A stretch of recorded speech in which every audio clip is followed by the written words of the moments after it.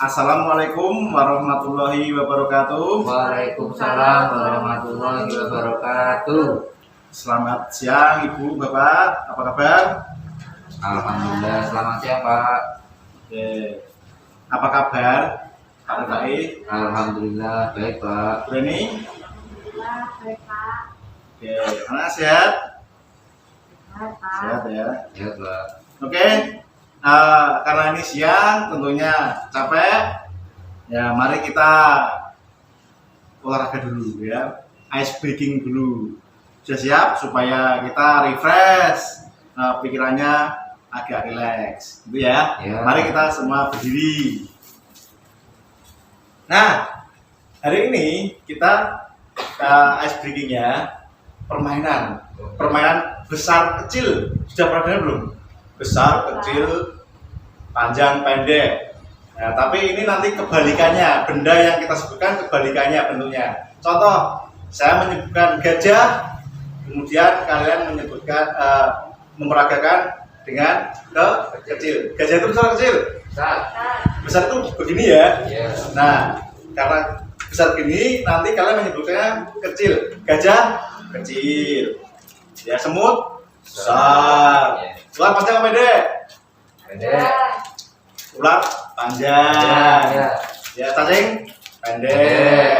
Itu ya, paham ya? Ya. Konsentrasi. Oke, baiklah. Kita akan uji coba dulu. Gajah.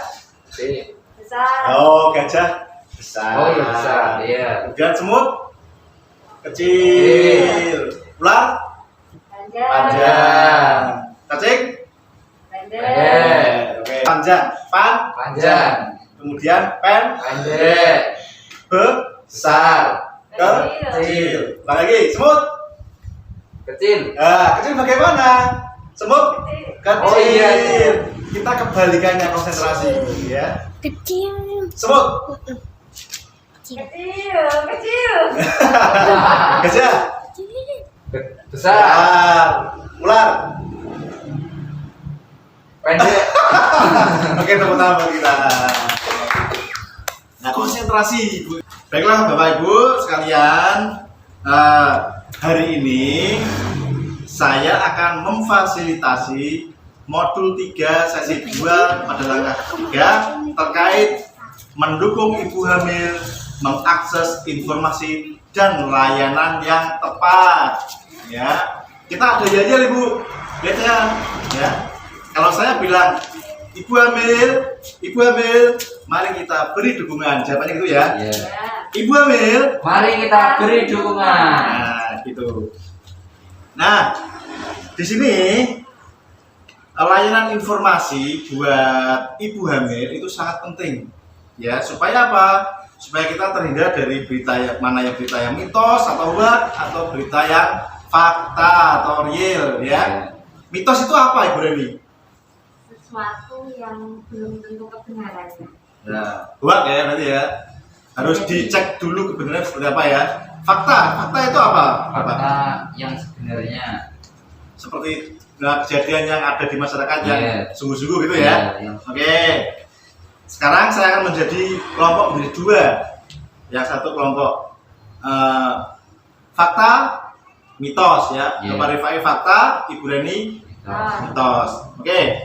Ini terkait pernyataan tentang ibu hamil ya. Ini di belakang saya sudah ada pernyataan ya. Nanti kalau pernyataan ini benar, maka bilang yang fakta ya. Iya. Fakta gitu ya. Iya. Kalau ini mitos, maka boleh dibilang mitos gitu ya. Oke, pernyataan pertama. Ibu hamil tidak boleh makan telur dan ikan karena berbau amis. Mitos atau fakta? Mitos. Mitos. Kenapa kau mitos, Ibu Reni? Karena telur dan ikan itu banyak protein. Ya keras, saya dengar. Karena Telur dan ikan itu banyak proteinnya Kak. Itu bagus untuk ibu hamil. oh bagus untuk ibu hamil. Ya.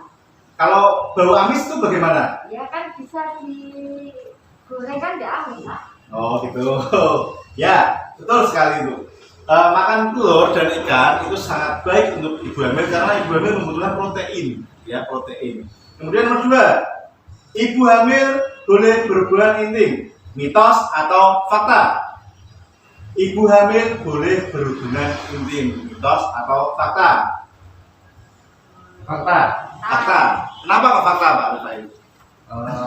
Kebanyakan itu Pak, kalau ketika sudah menjelang trimester kedua sampai trimester ketiga itu untuk mengacu si janin Pak pada tempat jalan keluar Pak.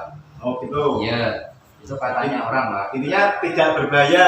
Fakta, boleh ya? Iya. Tidak ada larangan. Kemudian nomor 3, ibu hamil tidak boleh banyak aktivitas untuk menghindari keguguran, mitos atau fakta? Ibu hamil tidak boleh banyak gerak untuk menghindari keguguran, Mitos. mitos. Kenapa? Ya justru karena hamil kita harus ada aktivitas juga supaya sehat Pak. Oh, Ya ada aktivitas bergerak ya sehat tuh Pak. oke. Ibu Rani anaknya sudah berapa?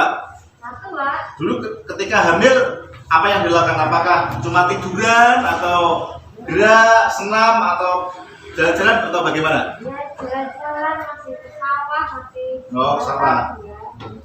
Ya, Bisa. boleh banyak gerak asalkan jangan terlalu bergerak. Ke sawah ya jangan macul, Iya. ya. Mengantar makanan. Oh, makan makanan sambil jalan-jalan pagi ya. Bapak Rifai, istrinya udah hamil Sudah Pak. berapa bulan? Udah melahirkan Pak. Oh, sudah melahirkan. Iya. Dulu bagaimana istrinya? Apakah disuruh tidur saja atau Di gerak? trimester pertama memang banyak bed restnya Pak. Bed rest. Karena mungkin dari tidak apa butuh istirahat yang penuh. Cuma mulai trimester kedua sampai trimester ketiga setiap pagi jalan-jalan dan aktivitas yang di dalam rumah yang ringan-ringan. Oh ya, betul. Ya, betul sekali. Kita ambil poinnya ya. Yang pertama, ibu hamil tidak boleh makan telur dan ikan karena berbau amis, itu tidak benar karena kebutuhan ibu hamil itu harus banyak protein, gizi dan sebagainya. Jadi ini adalah mitos atau hoax ya, kita sebut untuk yang sekarang. Ibu hamil boleh berhubungan intim, boleh ya, ini boleh. Yang penting intensitasnya kita frekuensinya jangan terlalu nemen-nemen ya gitu ya. Iya. Ibu hamil tidak boleh aktivitas atau menghindari keguguran, itu mitos ya. Jadi ibu hamil harus sering-sering olahraga, gerak dan sebagainya. Seperti senam ibu hamil dan itu adalah baik untuk kandungan. Nah, kemudian apakah ada mitos-mitos di masyarakat terkait pernyataan seperti ini? Ada nggak di masyarakat, di lingkungan Bapak Rifai? Ada nggak salah satu ini mitos di masyarakat? Ibu hamil tidak boleh makan, tidak boleh intim dan sebagainya. Ada Pak. Ada. Nah, apa yang sikap yang harus dilakukan itu? Harus menjelaskan Pak. Kita menjelaskan kepada ibu hamil tersebut. Misalnya kebanyakan yang di desa itu ibu hamil kebanyakan tidak mau makan, tidak boleh makan telur Pak. Kenapa itu? Katanya nanti janinnya nanti kalau udunan Pak. Oh, udunan. Yang disulan itu loh Pak. Katanya gitu. Mitos di masyarakat ya. Iya, mitos di Tapi masyarakat. sekarang apakah mitos tersebut sudah dipecah atau sudah ada solusi? Ya seiring apa waktu ke waktu ya masih ada, cuma tinggal mungkin 1-2 Pak. Oh gitu. Ya. Oh, berarti sering berjalannya waktu, informasi-informasi bidan masuk, Yeah. kemudian ada grup-grup WA, grup chat dan dan sebagainya. Sama di posyandu Pak. Oh, posyandu ya. Di desa menjelaskannya di Oh, posyandu. banyak informasi di sana yang penting ya. Iya. Oke. Nah, terima kasih tepuk tangan untuk semua. Ternyata Bapak dan Ibu sekalian selalu mengikuti perkembangan ya, perkembangan informasi yang ada di masyarakat, mungkin informasi lewat WA dan sebagainya. Kita harus pintar-pintar dalam menyaring, ya, menyaring informasi tersebut. Bapak Ibu sekalian, perlu saya sampaikan, ibu hamil dan anggota keluarga perlu bijak dalam memilah dan memilih informasi. Betul tidak? Betul. Nah, kenapa? Karena kalau ada informasi yang tidak benar itu akan berakibat ke ibu hamil itu sendiri. Ya. Iya. Contoh protein, gizi tentang itu padahal janin membutuhkan gizi dan sebagainya. Kalau ada mitos-mitos seperti ini tadi, itu sangat tidak dianjurkan. Nah, kemudian beberapa sumber informasi sudah dimiliki ibu hamil, misalnya buku Kia. Bu Reni bawa buku Kia? Iya, Pak. Nah, silakan buka di kelas ibu hamil dan posyandu. Nah, di situ tertera berbagai macam informasi, benar tidak Ibu? Nah, informasi terkait ibu hamil, kesehatan ibu hamil bagaimana, yang harus dan tidak harus dilakukan sudah ada di sana semua.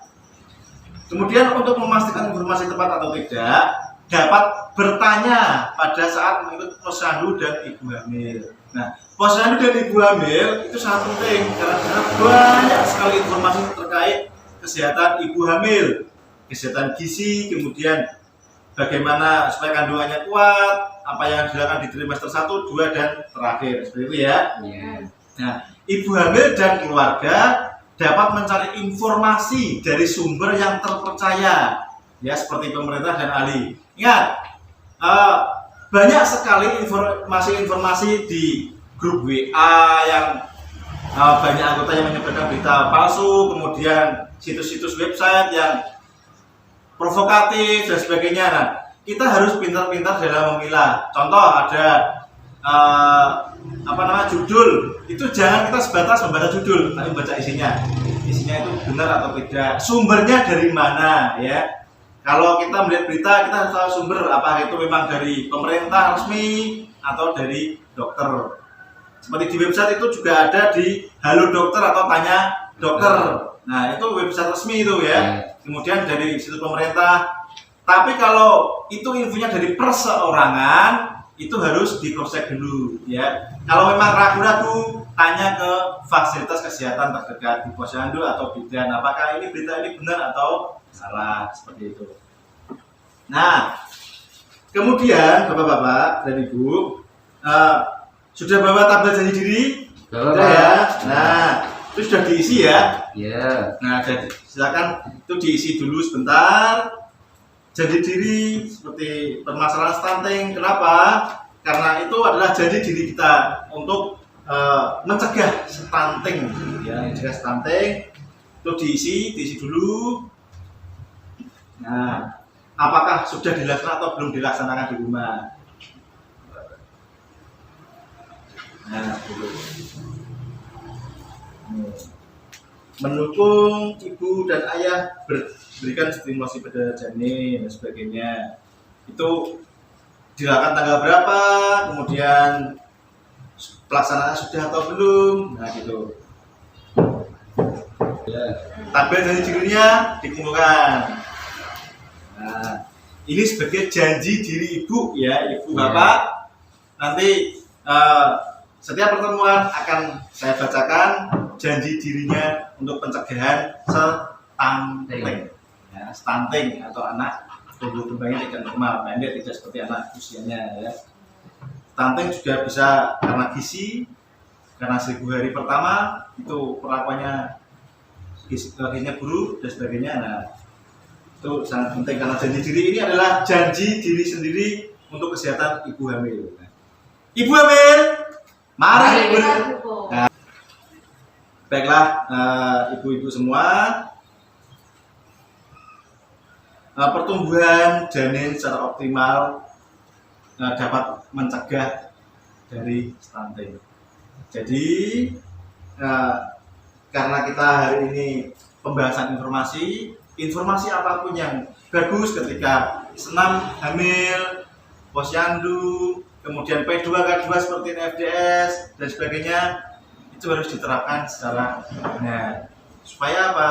Janin nanti ketika lahir, menjadi bayi sudah lahir, terhindar dari stunting, sehat, kuat, dan cerdas, gitu ya. Nah, tepuk tangan untuk kita semua. Baiklah ibu-ibu, terima kasih atas kehadirannya pada siang hari ini. Kalau ada pertanyaan, ada informasi yang perlu disampaikan, nanti kita bisa sharing-sharing di kemudian hari. Terima kasih, sekian dari saya. Wassalamualaikum warahmatullahi wabarakatuh. Waalaikumsalam warahmatullahi wabarakatuh.